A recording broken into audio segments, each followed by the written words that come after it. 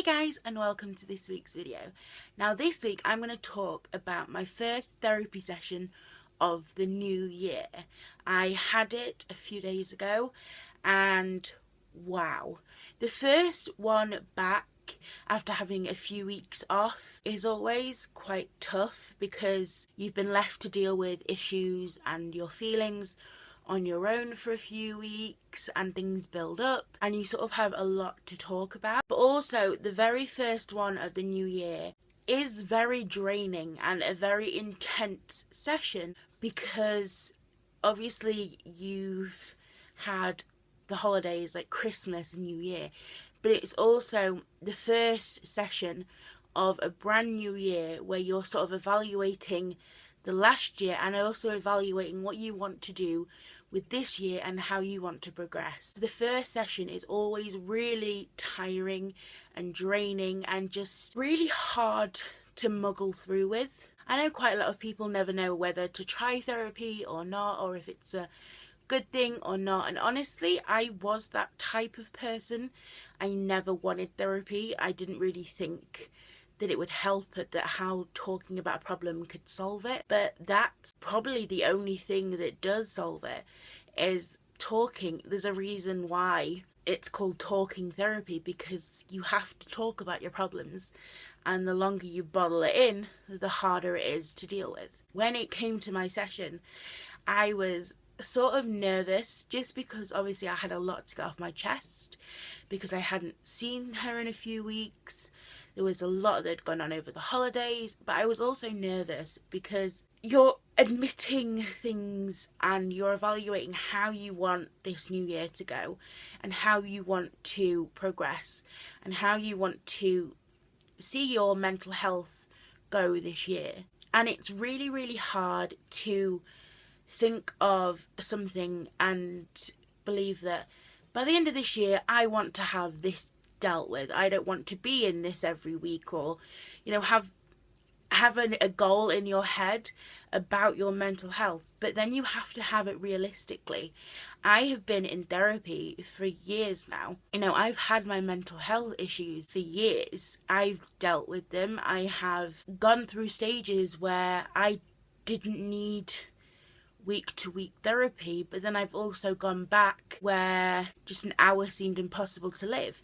There's always mixes of both, so you have to have, as much as you want to go into this new year and say that by the end of this year I don't want to have suicidal feelings anymore, I want to have kicked myself harm issues, I don't want to have anxiety, I want to be able to control everything and believe that that is possible. It's not, because it's not a quick fix. It's your whole life you're talking about.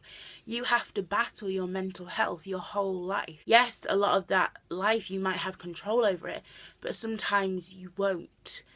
And to go into a new year with a false hope of by the end of the year I will have control over it, I will be able to live my life and not have these problems, is very, very unrealistic. So when I went into therapy and I had to generally think about a realistic goal of what I wanted to achieve and that I could achieve by the end of the year in therapy, it was really, really hard. And it does make you feel less hopeful when you realise that as much as you want to believe that you can achieve so much in a year, when it comes to mental health, you never know what the next hour's going to be. Never mind what the year ahead's going to be. 1 minute I could be fine and I could be enjoying a TV show, and then the next hour I could be so depressed, so emotional, and absolutely hate my life. So it's hard to plan things when your mood and your emotions are so up and down. So my first therapy session was really draining and intense, but I'm glad I got it over with because I have set some sort of path and progress that I want to do this year.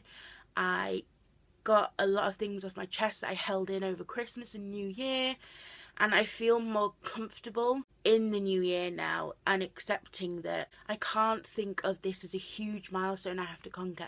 I just have to take it day by day, and even if a day by day is too much, hour by hour, and just celebrate the little milestones I make by getting through another day is a huge achievement.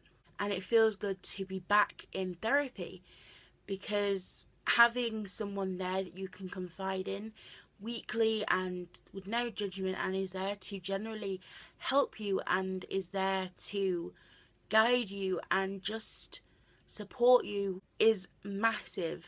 And I think that's the thing that helps the most in therapy, is having someone there that, yes, will challenge you and make you confront your worst fears, your worst thoughts, and make you face things that you never want to face, but they're also there to guide you, support you, and offer no judgment. And I think that's one of the most important things to have, is to someone to confide into when you feel so lost and alone in your mental health. So thank you all very much for watching, and I'll see you next week. Bye guys.